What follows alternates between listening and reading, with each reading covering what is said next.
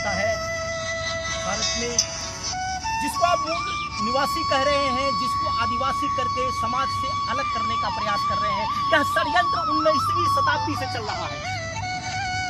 भारत में यहाँ का मूल निवासी, आदिवासी, जनजाति यह बातें कह करके हम एक दूसरे को बांट रहे हैं।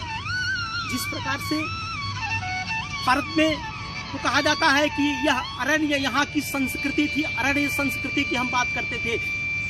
भगवान राम जब निकले तो उन्होंने महाराज गुह से संबंध किया, सबरी से संबंध किया, सब राजा हुआ करते थे यहाँ के, हम निवासी, और इसमें भेद पैदा करके आर्य अनार्य का संकट खड़ा करके यहाँ कोई कहता है कि महिषासुर के हम अनुयायी हैं, सब हमारे ही यहाँ के लोग हैं। यहाँ का डीएनए एक है, भारत में रहने वाला प्रत्येक भारतवासी है, और वह सबके मंगल की बात करता है, मंगल की। कोई नगर क्षेत्र में आकर के रहने लगे, कोई वनवासी क्षेत्र में आकर के रहने लगे। अरे हमारे यहाँ के ऋषि मुनि सब जंगल में ही रहते थे, वो अपना आश्रम बना करके रहते थे। राजा रहता था शहर में, जिसको कहते हैं नगर, वह हुआ करता था, लेकिन वह सन्यासी, वह गुरु, वह जंगल में ही रहता था, वहीं पर शिक्षा दीक्षा दिया करता था, समाज बनाने का काम किया करता था। और ऐसे समाज को लड़ाने का यह षड्यंत्र जो चल रहा है, यह आदिवासी मूल निवासी के नाम पर जिस प्रकार से समाज को बांटने का, यह पूरा समाज एक है,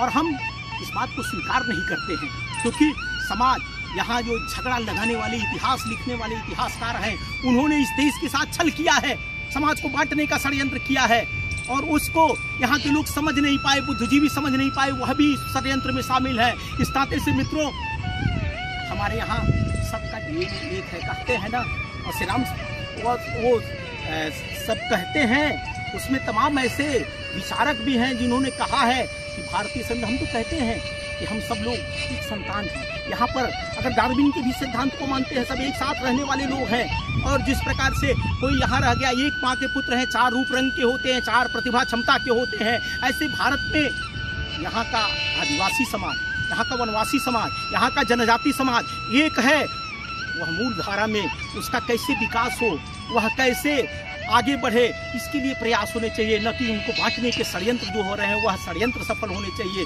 मित्रों, जिस प्रकार से विदेशी ताकतें मिलकर के इस समाज को बांटने का षड्यंत्र कर रही है, आइए इसको पर्दाफाश करें। और भारत का हमारा वह जनजाति समाज जिसको अरण्य में रह करके साधना करने की थी, वह उसका जीवन मंगलमय हो, इसके लिए हम प्रयास करें। जय हिंद, जय भारत, जय आदिवासी समाज।